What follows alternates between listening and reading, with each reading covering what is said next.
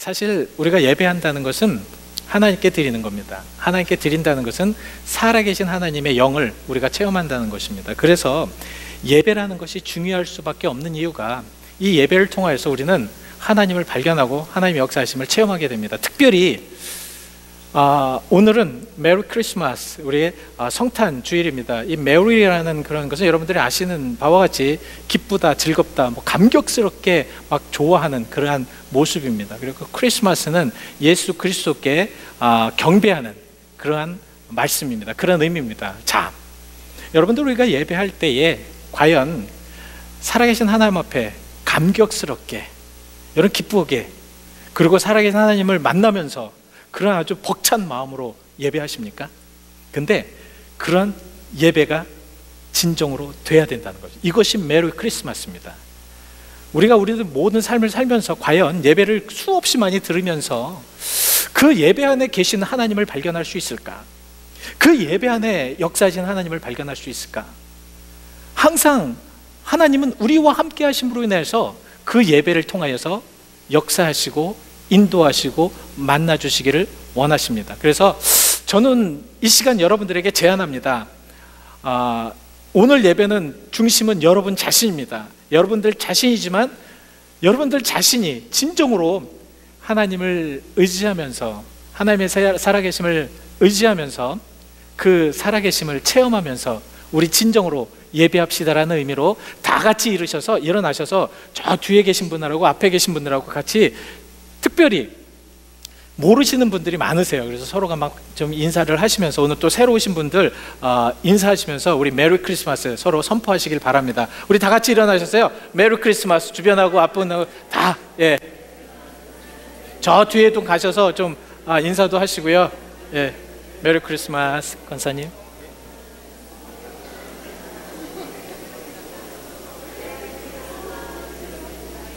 메리 크리스마스라는 것은 우리 예수님께 경배합시다라는 의미입니다. 진정으로 예배합시다라는 의미입니다. 우리 진정으로 예배하시자고요. 진정으로 우리 하나님께 경배하시기를 원합니다. 오늘 정말 하나님의 역사가, 하나님의 능력이 여러분들의 마음속에 깊숙하게 파고드는 놀라운 역사가 있기를 바랍니다.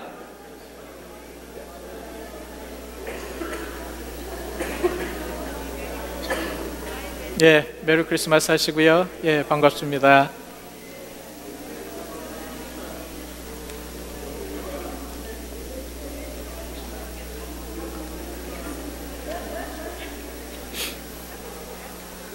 자, 오늘 못하신 분들은 꼭 기억하셨다가 이따가라도 우리 같이 진정으로 예배합시다라는 의미로 꼭 메리 크리스마스 하시기를 바랍니다. 이러한 메리 크리스마스를 통하여서, 진정한 예배를 통하여서 하나님의 놀라운 영광이 여러분들에게 넘치시기를 바랍니다. 왜 우리가 이렇게 메리 크리스마스 해야 되냐면, 임마누엘의 하나님께서 우리와 함께 하시기 때문에 그렇다라는 말씀입니다. 임마누엘의 뜻이라는 것은 우리 마태복음 1장 21절의 말씀처럼, 오늘 본문 말씀처럼 정말 구주께서 오셔서 구원해 주시고 그리고 우리와 함께 하시기 위함입니다. 자, 그래서 이제는 오늘 여러분들에게 크게 이제 세 가지로 큰 맥락을 통하여서 여러분들에게 말씀을 드리려고 합니다. 그래서 우리는 이 크리스마스, 예수님께 경배하는 임마누엘에게 함께 하심으로 인하여서 예배하는 이 예배를 우리가 진정으로 하나님께서 함께 하시는 그런 예배로 만들자는 겁니다.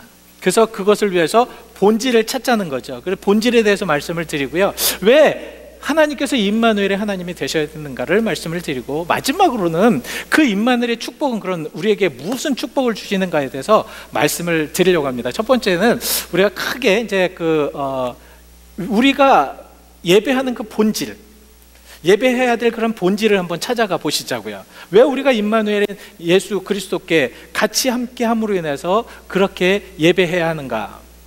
왜 경배해야 되는가? 가장 첫 번째는, 그렇게 본질을 위하여서는 첫 번째 우리가 알아야 될 것은 예수 중심을 만들어야 됩니다. 우리들의 삶에 예수 중심이 되어야 된다는 거죠. 왜 예수 중심이 되어야 되는지 아십니까? 왜 하나님께서 우리 이 땅에 오셨는가? 왜 임마누엘로 오셨는가? 그 가장 기본적인 이유는 예수 중심을 위하여서 오셨다는 겁니다. 예수 중심이 왜 그렇게 되셔야 되는가? 그 이유는 우리 인간은 너무 죄를 많이 졌어요. 죄를 많이 졌기 때문에 항상 두려움에 떱니다. 무서움에 떨어서 살 수밖에 없어요. 근데 여러분들도 다 아시겠지만 무서움과 두려움 가운데 살면은 사람이 굉장히 위축됩니다. 위축된다는 것은 무엇인가를 잘 하지를 못한다는 거예요. 그 마음대로 예배하지도 못하고 마음대로 하나님을 찬양하지도 못하고, 가장 중요한 게 무엇이냐면 사람의 마음이 위축되면 하나님이 주시는 은혜를, 마음껏 쏟아붓는 은혜를 가지를 못합니다. 그래서 우리가 이 성탄을 맞이하면서 생각해야 될 것이, 그 천사가 만나는 예수님의 탄생을 얘기하는 모든 사람들에게 공통점으로 이야기한 것이 있습니다. 무엇이냐면 저 동방의 별을 보면서 오는 그러한 동방 박사뿐만 아니라 특별히 밖에서 양을 치던 그러한 목자들에게도 천사들이 가서 먼저 무엇을 이야기하냐면 두려워하지 말라. 그리고 마리아에게도 갔습니다. 마리아에게서 하나님의 은총을 받은 자요, 그랬더니 마리아가 마음에 굉장히 무서움과 두려움이 있습니다. 그랬더니 마리아에게 누가복음 1장 30절 말씀에 두려워하지 말라, 무서워하지 말라. 왜냐하면 그 하나님의 놀라우신 은혜와 사랑과 능력은 그 자녀를 통하여서 기쁘게 역사하실 것이기 때문에 두려워하지 말라는 겁니다. 또 요셉에게도 이 천사가 가서 요셉아, 그 아내 데려오기를 두려워하지 말라. 그러니까 죄성이 있고 죄의 기준이 있는 그런 모든 이들은 두려워할 수밖에 없다는 것입니다. 그 두려움을 없앨 수 있는 가장 근본적인 것이 무엇이냐면 예수 그리스도를 중심에 두고 사는 것입니다. 예수 그리스도를 중심에 두고 사는 이들이 진정으로 하나님의 은혜 가운데 살 수 있는 진정한 크리스마스를 만들 수 있는 그런 여건이 된다는 거죠. 두 번째는 하나님의 마음을 이해해야 됩니다. 본질에는 하나님의 마음이 이해가 되지 않고 하나님의 그 뜻이 알지를 못하니까 우리는 크리스마스가 그냥 지나가는 거예요. 똑같습니다. 매년 똑같아요. 마음이 조금 들뜨다가 그냥 말아버리는, 그리고 그 크리스마스가 끝나면 언제 크리스마스였느냐는 듯이 우리는 그냥 넘어가 버리는 그러한 경우가 너무도 많다는 것입니다. 그러나 하나님께서 메시아를 이 땅에 보내시는 가장 근본적인 이유가 무엇이냐면 임마누엘 하셔서 우리 모든 인류에게 무엇을 주시겠다? 기쁨을 주시겠다라는 말씀입니다. 그래서 누가복음 2장 10절 말씀에, 제가 안경을 좀 갖고 오겠습니다. 2장 10절 말씀을 보시면 이 천사가 두려워하지 말라, 내가 너희에게 미칠 큰 기쁨의 좋은 소식을 너희에게 전하겠다라고 말씀을 하고 있습니다. 기쁨의 좋은 소식이 무엇입니까? 구원의 소식이잖아요. 근데 그 구원의 소식을 하나님께서는 정말 주시기 위하여서 굉장히 익사이트된 그런 모습을 우리가 성경을 볼 수가 있습니다. 여러분 성경을 읽으실 때 보면 예수님께서 오시는 모습을 보면서 하나님이 얼마나 그 익사이트 되셔서 흥분되셔가지고 모든 이들에게 알려주시고 싶고 모든 이들에게 이 말씀을 전파하고 싶어 했는지 모릅니다.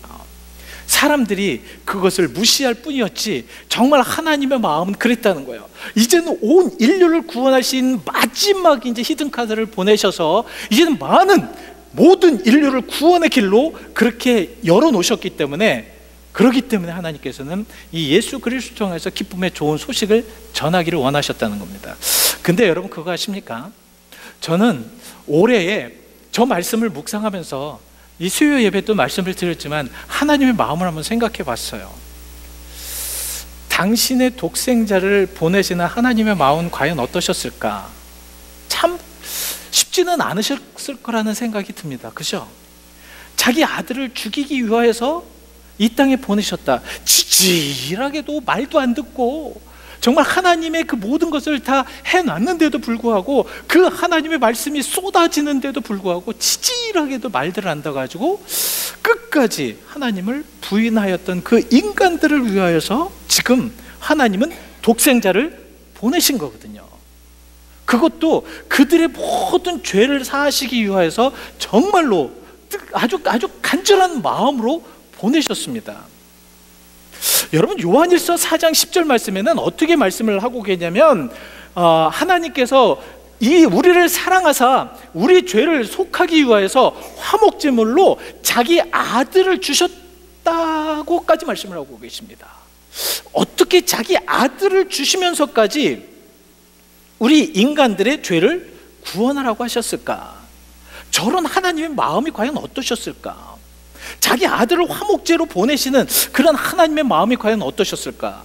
제가 봤을 때는 엄청 찢어지는 마음으로, 고통스러운 마음으로 보내셨을 겁니다. 그러면 우리가 그런 것을 안다면 우리가 크리스마스의 가장 기본적인 것은 본질은 뭐가 되어야 되냐면 하나님 앞에 무릎을 꿇고 내 죄를 사하여 달라는 그러한 기도부터 시작이 되면 오늘 천사가 말씀하신 기쁘고 좋은 소식을 우리가 온전하게 받고, 그 기쁘고 좋은 소식은 하루에 끝나는 것이 아니라 우리의 삶 영원토록 그 기쁘고 좋은 소식에 함께 할 수가 있다는 것입니다. 그래서 임마누엘의 하나님은 우리와 함께 하신다는 거죠. 자, 큰 맥락으로 두 번째는 하나님께서 왜 임마누엘이 되실 수밖에 없을까? 왜 임마누엘의 그러한 예수 그리스도로 오셨을까? 왜 우리와 함께 하기를 원하셨을까? 가장 깊숙하게 들어가면 그것은 하나님의 속성 때문에 그렇습니다. 하나님의 속성이 무엇이냐면 첫 번째, 하나님의 사랑입니다. 사랑. 제가 이게 사실 성탄절을 맞이하면서 항상 마음은 들뜨지만 그 밑에 있는 하나님의 사랑을 깊숙하게 체험하려고 많은 노력을 합니다. 여러분, 하나님의 사랑이 무엇일까요? 하나님의 사랑은 자기 독생자를 이 땅에 보내시는 사랑이었습니다. 그러니까 하나님은 우리 인간들을 위해서 자기 독생자를 보내실 수 있을 만큼의 그런 사랑을 가지고 있으셨다는 겁니다. 그러니까 임마누엘의 본질은 무엇입니까? 사랑입니다.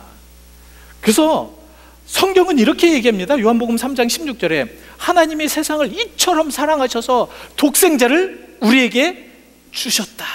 독생자를 내어주셨다는 거죠. 그러니까 하도 이제는 죄값을 받아야 되는데, 죄값을 우리 인간들을 통하여서 죄를 지은 이 인간들이 죄값을 통하여서 사함을 받아야 되는데 그 죄값을 통하여서 예수 그리스도를 우리에게 던져주셨다는 거예요. 이 세상에 던져주셨다는 거죠.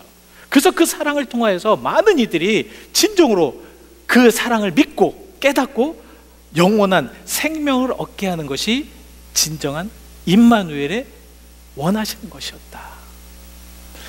성경에는요, 참 그런데 그 임마누엘 예수님을 딱 오셨으면 정말 좀 깨달아야 되잖아요. 그죠? 느껴야 되지 않습니까? 임마누엘이 예수니까 좀 뭔가가 좀 이렇게 새로워져야 되잖아요. 예수가 오셨다는데, 예수가 오셨다면 무엇인가 좀 새로운 그런 모습으로 그렇게 나가야 되지 않습니까? 그런데 우리 인간은 그런 예수가 오시고 또 지금 이 시간에도 하나님께서는 계속해서 우리에게 깨닫게 하시고 구약시대에는 예언자들을 통해서 계속 말씀을 하시는데도 깨닫지를 못하니까 이사야 53장 6절에는 무엇이라고 말씀을 하고 계냐면 우리는 양 같아서 매일 지 뜻대로 한다는 겁니다. 자기 마음대로 여기도 가고, 하나님 거기 가지 말라고 하는데도 저기 가고, 저기 가지 말라고 하는데도 계속 그렇게 하고. 그렇게 해서 하나님은 참 이런 모든 것들을 다 사하시기 위해서 그에게 모든 짐을 담당시키신 겁니다. 죄를 담당시키신 겁니다. 진정한 크리스마스는 바로 그것이라는 말씀이지요. 그리고 왜 임마누엘로 오셔야 되는가 하면 그 옛날부터 되어진 예언의 모든 성취를 위해서 임마누엘로 오실 수밖에 없다는. 자, 임마누엘이라는 것이 무슨 의미라고요? 하나님이 우리와 함께 하신다는 의미입니다. 하나님이 우리와 함께 하신다는 것은 옛날에 하나님의 말씀을 그대로 이루시기 위해서 하나님이 계속해서 간섭하신다는 거죠. 그 말씀을 이루시기 위해서. 그래서 저는 여러분들에게 크게 말씀을 드리겠습니다. 첫 번째는 예수 그리스도의 간섭하면 창세기부터 시작됐다는 거예요. 창세기 3장 15절의 말씀에 보시면 이제 아담과 하와가 죄를 졌습니다. 그 아담과 하와의 죄는 누구 때문에 그러냐면 사탄 때문에 그랬다는 거예요. 그 사탄과 그 여인과 하와의 그런 관계는 어떻게 될 것이냐면 그 모든 그 여인의 자녀들이 사탄의 머리를 밟을 것이다, 깨부실 것이다. 저렇게 하기 위해서 임마누엘의 하나님은 계속해서 그렇게 간섭을 하셔야지 사탄을 이기도록 만드셨다는 것입니다. 그리고 이제 그게 계속되어서 이제 그 말씀은 계속되는데, 구약 성경에 보시면 이제 구약 성경에 그 유다 11번째 왕이 아하스 왕입니다. 이 아하스 왕에게 이제 아하스 왕 때 어떤 일이 생겼냐면 북이스라엘과 아랍 군대가 연합하여서 쳐들어오는 거야, 유다로. 그러니까 이 아하스 왕이 굉장히 놀라고 두려워합니다. 그래서 어떤 방법을 쓰냐면 그 당시에 큰 아수르에게 구원 요청을 합니다. 근데 이사야는 아하스에게 그러지 말라는 거예요. 절대 그러지 말라는 거예요. 왜냐하면 이것은 하나님의 계획이기 때문에 네가 그 아수르에게 그렇게 구원을 요청하면 그 아수르가 나중에는 너에게 고통을 줄 것이기 때문에 그럴 필요가 없다는 거예요. 왜? 하나님께서 다 하시겠다는 겁니다. 하나님께서 다 이루시고 하나님께서 다 물리치시고 하나님께서 다 역사하시겠다는 겁니다. 근데 아하스 왕은 그걸 믿지를 못합니다. 참 희한하죠? 하나님이 함께 하셔서 믿기를 원하셔서 무슨 말씀을 주셔도 죄된 인간은 그걸 믿지를 못해요. 그래서 하나님은 이사야를 통해서 아하스에게 이런 건의를 합니다. 그러면 네가 징조를 구해라. 어떠한 징조를 원하든지 네가 징조하는 것 하나님께서 이루시겠다고 말씀하십니다. 근데 죄된 인간은 하나님의 말씀이 그렇게 떨어져도 무슨 문제가 뭐냐면 그걸 믿지를 못해요. 믿지를 못하니까 어떤 결과가 나오냐면 나는 하나님을 시험하지 않겠다라고 하면서 아하스는 그것을 거절해 버립니다. 그랬을 때 이사야는 하나님의 말씀을 통하여서 이렇게 이야기합니다.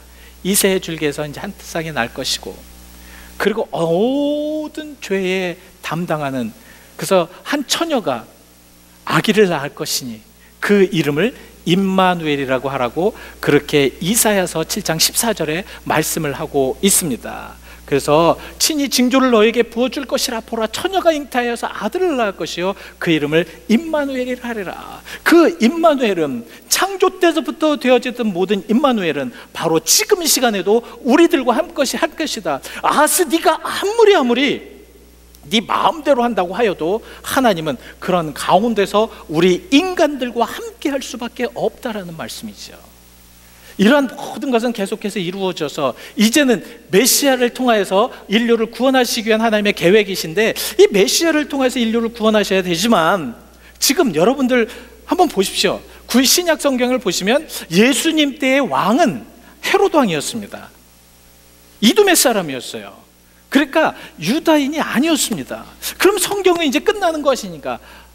그래서 제가 가만히 보니까 하나님께서 이때 예수님을 보내신 이유가 바로 이제 영적으로 모든 것을, 지난주에 말씀을 드렸죠. 하나님께서는 이 다윗의 언약, 다윗의 왕조를 끝까지 지키시겠다. 그래서 남유다 19개 왕대의 모든 왕들은 계속해서 다윗의 왕조의 혈통을 이어받아서 계속 그 계보를 이어갑니다. 북이스라엘 22명의 왕은 계속 바뀌잖아요, 혈통이. 그러나 남유다는 계속 그렇게 나갑니다. 하나님의 말씀을 이루려고.